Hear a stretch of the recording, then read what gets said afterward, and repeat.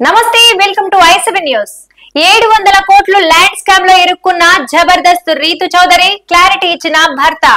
Anchor గా career మొదలుపెట్టిన రీతు చౌదరి ప్రారంభంలో పలు సీరియల్స్ షార్ట్ ఫిలిమ్స్ లో నటించింది. అయితే జబర్దస్త్ కామెడీ షోతో మంచి గుర్తింపు తెచ్చుకుంది. ప్రస్తుతం ఆమె జబర్దస్త్ తో పాటు శ్రీదేవి డ్రామా కంపెనీ తదితర టీవీ షోల్లోనూ సందడి చేస్తోంది అందల తార.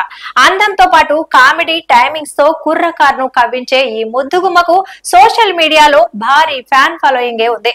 జబర్దస్త్ ద్వారా పాపులర్ అయిన భామల్లో క్రేజీ బ్యూటీ రీతు చౌదరి ఒకరు. ఈ చిన్నది తన కామెడీతో పాటు అందంతోనూ ప్రేక్షకులను ఆకట్టుకుంది. అయితే ఇప్పుడు ఈ బ్యూటీ అనుకోని చిక్కుల్లో ఇరుక్కుందని తెలుస్తోంది. ఏకంగా 700 కోట్ల ల్యాండ్ స్కామ్ లో ఆమె అడ్డంగా బుక్ అయినట్టు వార్తలు వినిపిస్తున్నాయి.